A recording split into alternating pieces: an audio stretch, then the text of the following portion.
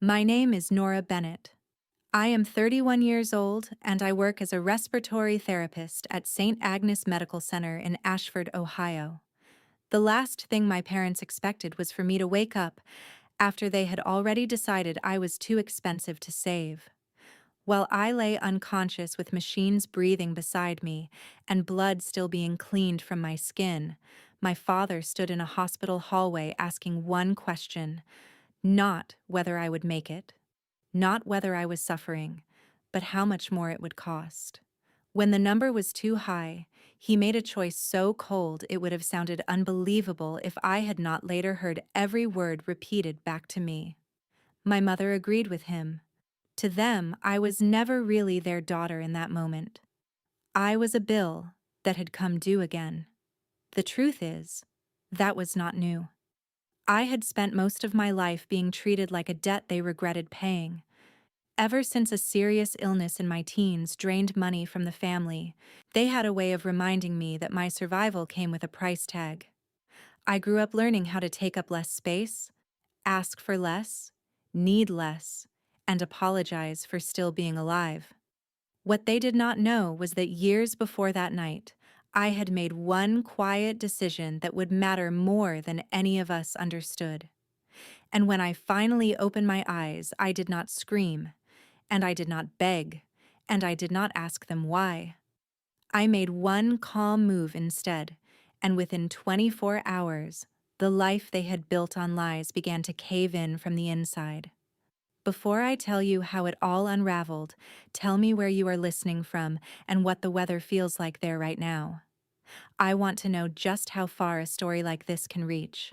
3 months before I opened my eyes in that hospital bed, I was doing what I had done for years. I was working hard, staying useful, and trying not to need anything from anyone. My shift at St. Agnes had started at 7 in the evening and ended a little after 7 the next morning. It had been one of those brutal overnight shifts where every monitor seemed louder than usual, every hallway felt colder, and every patient needed something at once. One man could not catch his breath without panicking. A woman in recovery kept pulling at her tubing. An elderly patient coded just before 4 in the morning and left the whole floor carrying that heavy silence that settles over medical staff after a fight they barely win. By the time I finally clocked out, my shoulders ached, my feet were throbbing, and all I could think about was getting home, taking a shower, and sleeping long enough to do it all again. That was my life. Work hard, stay tired, keep moving. Do not complain.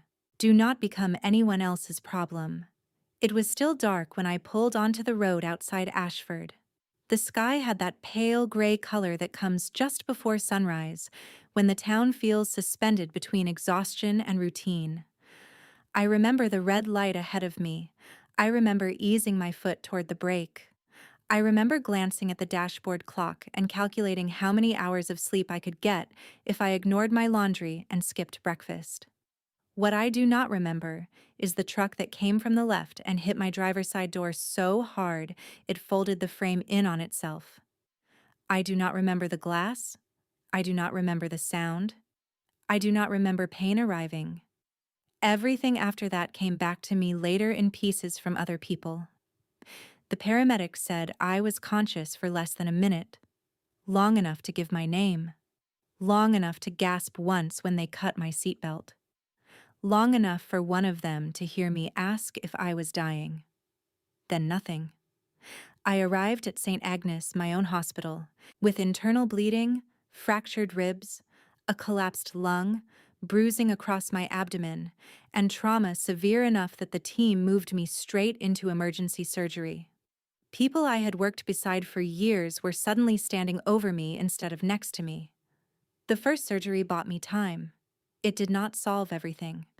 I needed a specialist, more hours in the operating room, and aggressive ICU support if I was going to have any real chance. Because I was unconscious, the hospital called the emergency contact on my file. That meant my parents. The charge nurse on duty later told me the exact times, because she had written everything down. My father arrived first. My mother came minutes later. Neither of them ran toward the ICU. Neither of them asked whether I had opened my eyes. Neither of them asked whether I could hear them. They went straight to the financial services desk and started talking numbers. How much had already been billed? What insurance would cover? What the likely out-of-pocket amount would be if surgeons kept going? My father listened with his jaw tight and his arms crossed. My mother asked whether there was any way to stop expenses from climbing if my condition stayed critical. When the trauma surgeon met them and explained that the next phase of treatment could save me but would be intensive and expensive, my father did not even pretend to struggle. He asked for the estimate. The surgeon gave him a range. Insurance would help, but not enough to make it painless. My father looked at my mother. My mother looked back at him. Then he said, with the kind of flat calm people usually save for canceling a cable bill, that he was not authorizing another round of high-cost interventions for a daughter who might never wake up. My mother stepped in right after him and said they had already paid enough for me once in this life. She reminded the surgeon that my medical history had drained the family before and said they were not prepared to be ruined all over again for a maybe. They did not say my name when they spoke about me. They talked as if I were a machine that had become too expensive to repair. They signed forms limiting aggressive care, including a "do not resuscitate" order if my heart stopped, and they made it clear they would not approve anything they considered financially reckless. They spoke like practical people making a responsible choice. That was the ugliest part. There was no rage in them, no panic, no grief, just calculation. Then they left. They did not stand at my bedside. They did not touch my hand. They did not say goodbye. They did not even ask a nurse to call if I woke up. They went home believing the hospital would call before morning to say the difficult decision had already made itself. What they did not know was that one quiet choice I had made years earlier was sitting in a file cabinet just down the hall, waiting for the right person to notice it. And that one detail was about to turn their certainty into the biggest mistake of their lives. The person who noticed it was Sharon Dwyer, the charge nurse on the unit and one of the toughest women I had ever worked with. Sharon had been at St. Agnes for nearly 3 decades. She had the kind of voice that could stop panic in a room and the kind of memory that missed nothing worth remembering. Nothing got past her for long. She had heard enough in that hallway to know something was wrong, not just cold, not just cruel, but wrong in the kind of way that leaves a stain on the air after people walk out of it. She did not argue with my parents in the moment because she knew outrage would not save me. Paperwork would, procedure would, timing would. So after they left, she sat down at a terminal and opened my employee emergency file. Every staff member at St. Agnes had one. Most people filled it out once during onboarding and forgot about it. I had not forgotten. 3 years earlier, after watching too many families panic at bedsides and too many relatives make bad decisions under pressure, I had named a healthcare proxy. My best friend, Leah Carter. Leah and I had met during our clinical training, and from the beginning she had understood things about me I rarely said out loud. She knew how my family worked. She knew what their voices sounded like when money got involved. She knew I had spent my whole life being reminded what I had cost people. And because she knew me well enough to take me seriously, she had kept a copy of the designation in her own files. Sharon found her number, stepped into the medication room for privacy, and called.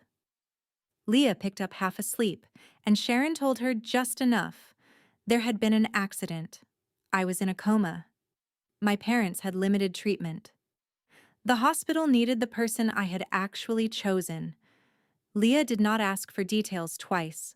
She said she was leaving immediately. She drove from Columbus through rain, roadwork, and nearly empty highway, white-knuckling the steering wheel the whole way. Later, she told me she spent most of that drive talking to me out loud, even though I could not hear her, telling me to stay angry, stay stubborn, stay here. She got to St. Agnes before 1 in the morning. She walked in with her identification, the copy of my proxy, and the kind of focus people get when fear has already burned itself into purpose. Within minutes, the paperwork was reviewed, my parents lost decision-making authority, and Leah signed consent for the surgery I needed. The specialist was called back. The ICU team moved. The people my parents had been so ready to stop paid attention to one thing only: whether I could still be saved. By sunrise, I was out of surgery and still alive.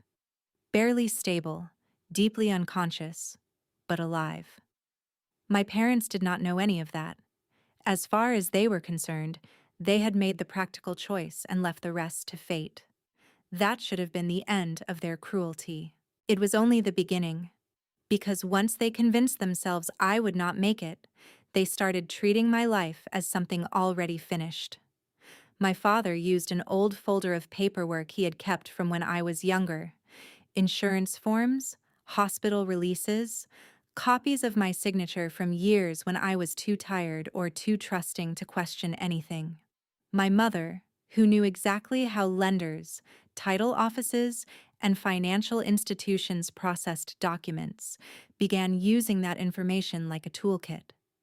They tried to get into my accounts. They contacted my bank pretending to be acting in my interest. My father arranged to sell my car before there was even certainty I would die. My mother made inquiries about life insurance and about property connected to a deceased relative, believing there might be assets that would soon become easier to control if I never came back. They searched for ways to position themselves early, like people moving furniture before a funeral even happens. What they did not know was that somebody else had already moved far ahead of them. 8 months before my accident, my Aunt June Holloway, my mother's older sister and the only adult in my life who had ever loved me without resentment, had died quietly after a short illness. She had always been the one who looked at me and saw a person instead of an expense. She brought me books when I was sick as a teenager. She mailed me $20 bills tucked into birthday cards long after I was too old for that kind of thing. She asked how I was feeling and actually waited for the answer. In the final week of her life, she squeezed my hand and told me that if I ever found myself in real trouble, I needed to call a lawyer named Martin Hale. She said she had already taken care of what she could. At the time, I thought she was talking about grief, maybe about her own estate, maybe about some sentimental letter she wanted me to receive later. I had no idea she meant protection. June had left me a lakeside cottage outside Ashford and a trust worth $150,000. She had done it privately, carefully, and with layers of oversight, because she did not trust my parents for 1 second. Martin Hale had standing instructions to monitor the estate, the trust, and any suspicious attempt to access anything connected to me. So while my parents were moving around in the dark, certain that death would clear the path for them, someone with a legal file thicker than they could imagine was already paying attention. They thought they were managing an ending. In reality, they were stepping into a trap built by the one person in my family who had loved me enough to plan for the day I might finally need saving. And because greed makes people sloppy, they were leaving fingerprints on every door they touched. I woke up 10 days after the crash. The first thing I registered was the light. Hospital light has a way of flattening everything, turning time into one long white blur. The second thing I felt was pain in layers. My ribs hurt when I breathed.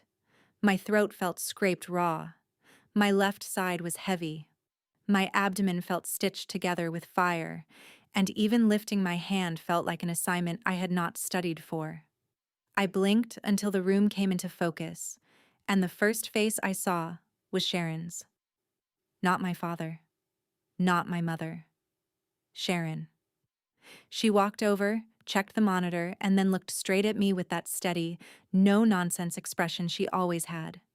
She told me not to try to speak too much yet. She told me the surgery had worked. She told me I was safe. Safe. It was the first genuinely comforting word I had heard in longer than I could remember. Later that afternoon, once I was more alert and the tube was gone, Leah came in. Her hair was pulled back badly. Her eyes were red from lack of sleep, and she smiled the second she saw me watching her. She took my hand and told me I had scared her half to death. I asked how long I had been out. She said 10 days. I asked where my parents were. Leah looked at Sharon. Sharon looked back at me. Then I knew. There is a kind of silence that tells the truth before words do. Sharon waited until the room was quiet and the door was shut. Then she sat beside my bed and told me exactly what had happened on the night of my accident. She did not soften any of it. She repeated my father's questions about cost. She repeated my mother's agreement. She told me about the forms they signed and the way they left without seeing me. She told me she had documented every word in an internal report because she did not trust memory alone where people like that were concerned. She even gave me the details that hurt most because details are what make cruelty real. My father had asked for numbers before he asked for prognosis. My mother had called further treatment irresponsible. They had acted inconvenienced, not devastated. I did not cry. I did not throw anything. I did not ask why. There was no why left to solve. The only shock was hearing my whole childhood summed up in one moment so cleanly. They had always seen me as a debt that survived too long. I asked Sharon for my phone. My hands were weak enough that I had to brace it against the blanket. I scrolled past the missed calls from my parents, past messages dripping with concern that suddenly looked like theater, and found the number my aunt had once made me save without explanation. Martin Hale answered on the second ring. His voice was calm, older, and far too steady to be surprised by anything I said. I told him my name. There was a pause. Then he said he had been trying to reach me for months and had reason to believe my family had intercepted every attempt. When I told him I had been in a coma, his tone sharpened for the first time. He asked whether I was able to listen carefully. I said yes. What he told me next made even my pain feel distant. My Aunt June had been quietly collecting records for years. Credit cards opened using my information. Medical debt correspondence rerouted to my parents' address. Tax filings that used my past treatment history to support deductions and claims that did not belong to them. A home equity modification on my parents' property that carried indicators my identity had been leveraged during the process. Supplier accounts connected to my father's struggling business that appeared to have been buoyed more than once by data tied to me. Martin said June had not wanted to break me with all of it while she was alive, especially because she feared I would confront them without enough protection and get crushed under their lies. So she did what careful people do. She documented. She hired him. She set money aside. She made sure the cottage and trust were legally fenced off.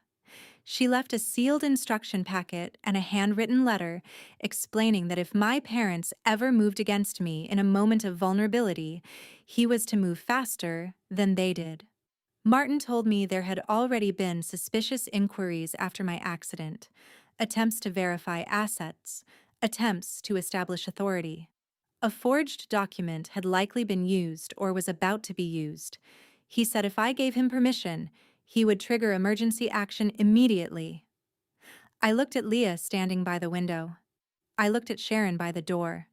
I looked down at my own hands and realized I had spent years trying to survive my family quietly.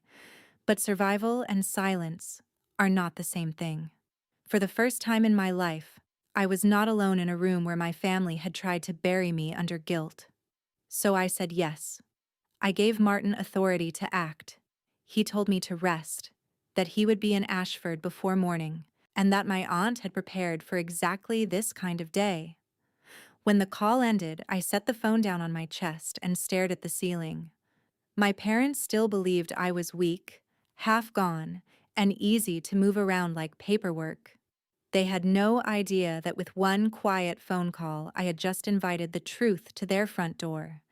And the truth, once properly documented, does not knock politely. Martin Hale arrived the next morning with a leather briefcase, a pressed navy suit, and the kind of expression that makes dishonest people nervous even before he speaks. He came straight to my room with copies of trust documents, property records, fraud alerts, and a timeline so precise it looked like something built to survive a war. He laid everything out in language simple enough for me to follow through: pain medication and exhaustion. My aunt had transferred the cottage to me months before her death. The trust had been structured so that no relative could reach it without triggering notice. On the night of my accident and the morning after, multiple contacts had been made from channels connected to my parents. One inquiry targeted the cottage, another targeted my accounts, another involved a document claiming broad authority during my incapacity. Martin had already petitioned the court for emergency protective orders, flagged the suspected fraud to 2 banks, notified the trust administrator, and opened communication with law enforcement. He asked me to confirm that I had never signed any recent power of attorney, never authorized my parents to sell my vehicle, never approved them to act on my behalf in financial matters, and never consented to the use of my information in any refinancing connected to their property. I told him no to all of it. He nodded once, as if he had expected nothing else. Then he began moving. What happened over the next 24 hours felt less like revenge than like watching a rotten building collapse the second someone finally touched the right support beam. The first hit landed at the bank. Because identity fraud and forged authority were now formally alleged, several accounts connected to suspicious transactions were frozen pending review. My parents could not move money the way they were used to moving it. They could not shift balances fast enough to stay ahead of what was coming. Then the lender, involved in a questionable home-related loan on their property, received notice that the supporting information might have been fraudulent. That triggered its own crisis. A review was opened, access tightened. Additional documents were demanded immediately. Deadlines that had always bent in their favor suddenly became hard walls. My father's business line of credit, already more fragile than he had let the town believe, was suspended while the financial institutions reviewed exposure. Orders he relied on could no longer be placed on the same loose confidence. Vendors started asking for upfront payment. My mother's professional world started cracking at the same time. She had spent years presenting herself as polished, dependable, and financially sharp. The second fraud flags began crossing systems connected to her household. Deals she had in progress stalled. A title company backed away from one closing. A compliance inquiry opened. 2 clients stopped returning her calls. The image of control she had worn like jewelry began slipping off in public. Law enforcement moved faster than my parents expected, because Martin did not come in waving emotion. He came in carrying evidence. Sharon's report documented what my parents had done at the hospital. Leah's presence established that they had falsely acted as sole decision-makers when a valid proxy existed. Martin's records tied suspicious financial behavior to the narrow window when they believed I might die. That pattern mattered. This was no longer an ugly family dispute. It was potential fraud layered over medical abandonment and financial exploitation. By late afternoon, police in Ashford had opened a formal investigation. By evening, my parents had received notice that they were not to contact institutions using my name or act in any capacity on my behalf. The cottage was locked down fully. The trust was untouchable. The sale of my car was halted. My bank credentials were reset. Additional credit monitoring was placed on my file. Martin even found evidence that old debts attached to my supposed medical burden had been used for years as emotional blackmail, while pieces of my identity quietly propped up parts of their finances behind the scenes. He explained it to me in the plainest possible terms. The narrative they had repeated my whole life, that I had nearly ruined them and they had nobly carried the burden, was not just cruel. It was useful to them. It had kept me ashamed, compliant, and too emotionally exhausted to question anything. Shame had been part of the scam. That realization hit me harder than any hospital pain. By nightfall, they still had not spoken to me directly because they still did not know I was fully awake and choosing not to answer them. They were probably standing in their kitchen surrounded by envelopes, blinking screens, and missed calls, trying to understand how everything had started falling apart so quickly. They had probably blamed bad timing, bad luck, overreaction, maybe even me. But the answer was simpler than all of that. They had spent years building their security on top of my silence. The moment I stopped being silent, the whole thing started sinking. And once institutions begin comparing signatures, dates, account access, and motive, there is nowhere left for people like that to hide except behind each other, which never lasts long. My parents got the summons and asset notices the following afternoon. I know because Martin was in my room reviewing another document when my father called my phone 6 times in a row. Then my mother called 3 times, then both of them started leaving messages that changed tone every few minutes. First confusion, then outrage, then pleading, then the strangled panic of people realizing this was not going to be fixed with charm and pressure. By the time they finally stormed into the hospital that evening, there was no performance left polished enough to hide what fear had done to them. My father looked like he had aged 10 years in a day. His shirt was wrinkled, his hair was disordered, and the rigid confidence he had worn his whole life had been replaced by something desperate and ugly. My mother's makeup was streaked, and her hands were shaking so badly she had to grip the doorframe before stepping fully into the room. Leah was beside my bed. Martin stood near the window. Sharon had stayed close after her shift ended because she knew exactly how these people worked when cornered. For a second, my parents just stared at me. They had expected weakness. They had expected confusion. They had expected the version of me that apologized first, the one who softened whenever their voices rose.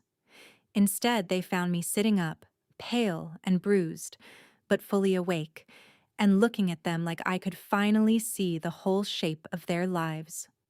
My mother reached me first. She started crying before she even got to the bed. She said they had been terrified. She said nobody understood the pressure they were under. She said the hospital had overwhelmed them. The numbers had overwhelmed them.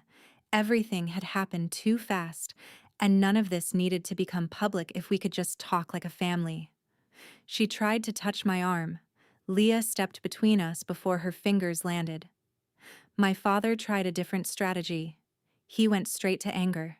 He demanded to know why our accounts were frozen, why his business was being strangled, why lawyers and police were involved, and what kind of daughter would do this to her own parents after everything they had sacrificed. That line almost made me laugh, not because it was funny, but because it was so predictable. Even then, with the walls closing in, he was still trying to drag me back into the old role. The grateful burden, the guilty daughter, the one who was supposed to hear the word sacrifice and collapse under it. I did not raise my voice. I did not need to. I told him that for most of my life he had counted every dollar I supposedly cost the family. Now the law was counting every dollar he had taken, every signature he had forged, every lie he had buried under the language of responsibility. My mother tried to interrupt, talking over me about stress, panic, family pressure, anything that might turn intent into misunderstanding. Martin opened his briefcase and calmly informed them that further attempts to use my name, move property, or interfere with the investigation would only deepen their exposure. He listed the documents. He listed the dates. He listed the institutions already cooperating. He listed the timestamps from the hospital. He listed the asset protections my aunt had put in place long before my accident. The room got quieter with each sentence. Then my father did something I think he never imagined he would have to do. He begged. Not beautifully. Not with humility. He begged like a man who had finally realized money cannot negotiate with a record trail. He said he had just been trying to protect the family from ruin.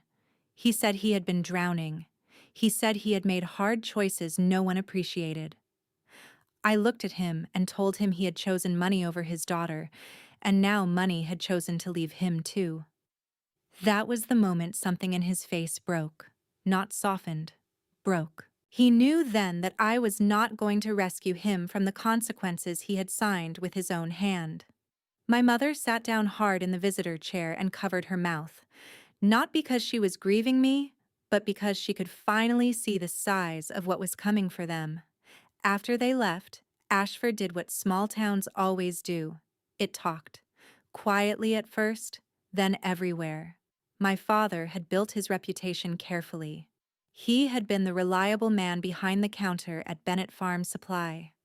He had sponsored school events, shaken hands at chamber breakfasts, and spoken with the practiced sincerity of someone who knew that being admired is a form of currency. My mother had done the same in a different way, polished and smiling in offices where trust was part of the sale. Once the investigation became known, that image collapsed fast. Vendors tightened terms. Customers went elsewhere. People who used to clap my father on the back started crossing the street to avoid him. Invitations dried up. A community group that had planned to feature him at a local event quietly replaced his name. The business lost its credit support and had to shut its doors temporarily, then indefinitely. My mother's deals evaporated one after another. Former clients stopped recommending her. Colleagues kept their distance. The house they had leveraged so recklessly was suddenly no longer secure. Within weeks, foreclosure threats became real. Bankruptcy stopped being an insult and became paperwork. I had always believed truth would feel dramatic when it finally came out. It did not. It felt surgical, clean, precise. It removed the mask and left everyone else to stare at what had been underneath the entire time. And in a town where image had always protected them, being seen clearly was the harshest punishment of all. A month later, I stood on the porch of the cottage my Aunt June had left me and listened to the lake move against the shore in slow, patient waves. It was a small place, nothing flashy, 2 bedrooms, old wood floors, a screened porch, and windows that let in more morning light than I had ever had in any room that was mine. The kitchen cabinets needed repainting. One of the porch boards creaked near the steps. The curtains were outdated, and the water heater made a strange clicking sound when it started up. I loved it immediately. It felt honest. It felt safe. It felt like the first place I had ever entered without wondering what version of myself I needed to be to stay welcome there. Martin finalized the last of the protective work on the trust. Leah helped me carry boxes inside and kept pretending the heavier ones were not actually heavy because she did not want me trying to prove anything. Sharon brought a pie the first weekend and pretended she had only stopped by because she was passing through, which was a lie so kind I did not challenge it. I went back to work part-time with a lighter schedule and stricter boundaries around my own life than I had ever allowed myself before. I said no to extra shifts when I needed rest. I stopped apologizing for being tired. I stopped feeling guilty every time I chose recovery over usefulness. Healing was slower than revenge stories usually make it sound. My ribs still hurt in bad weather. Some nights I woke up with the sensation of impact still inside my body. Some mornings I had to remind myself that I was no longer a scared girl trying to calculate how much space she was allowed to take up in her own family. But little by little the weight shifted. The silence in the cottage no longer felt lonely, it felt peaceful. I started drinking coffee on the porch at sunrise. I planted herbs in chipped pots by the steps. I found one of my aunt's old blankets in a cedar chest and cried harder over that than I had cried over the accident itself. Grief and relief are close cousins. They sit in the same room sometimes. News of my parents kept reaching me whether I looked for it or not. They had lost the house. My father's store was gone. My mother's professional standing had been damaged badly enough that they left Ohio altogether and moved into a cramped apartment in another state where nobody knew their names. Their money was gone. Their reputation was gone, and once my brother Grant learned the full truth, even the version of loyalty they thought they could still count on disappeared. He had spent his whole life benefiting from their favoritism, but even he could not swallow what they had done once the records, messages, and timelines were laid out in front of him. He cut contact. In the end, they did not just lose assets. They lost the story they had told about themselves for years. They lost the power to stand in front of people and call cruelty sacrifice. They lost the protection that comes from being believed automatically. The strangest part is that I do not spend much time hating them. Hatred keeps a door open, and I am done leaving doors open for people who only walk through them to take. What I feel now is something quieter and more useful than hate: distance, clarity, relief. For years, I believed being a good daughter meant paying emotional interest on the cost of surviving. I thought love meant gratitude without limits. I thought if someone had once spent money to keep you alive, they earned the right to remind you forever. They do not. That is the lesson I wish someone had put into my hands much earlier. You do not owe your life to people who weaponize their sacrifices. You do not owe your health, your future, your peace, or your dignity to anyone just because they share your blood. Family is not a license to exploit. Guilt is not proof of love, and boundaries are not revenge. Boundaries are how people like me stay alive long after the visible wounds close. If there is anything worth carrying out of my story, I hope it is this. Real love does not keep receipts. Real care does not demand repayment. Real family does not look at your suffering and calculate whether saving you is worth the money. Sometimes the most important thing a person can learn is that choosing yourself is not selfish when the people around you have built their comfort on your silence. It is survival. It is self-respect. It is the beginning of a life that actually belongs to you. I still think about my aunt sometimes when the evening light hits the lake and turns everything gold. She knew I would need more than affection. She knew I would need proof, protection, and a place to stand when the truth finally came out. That is love too. Not loud love, not performative love, useful love, protective love, the kind that makes a future possible. So if you have ever been told that keeping the peace mattered more than telling the truth, or that being loyal meant accepting harm with a smile, I want you to question that. I want you to ask whether the people demanding your sacrifice would ever offer the same for you. And if you have ever set one boundary that changed the direction of your life, share it in the comments. Someone out there may be waiting for permission to save themselves too.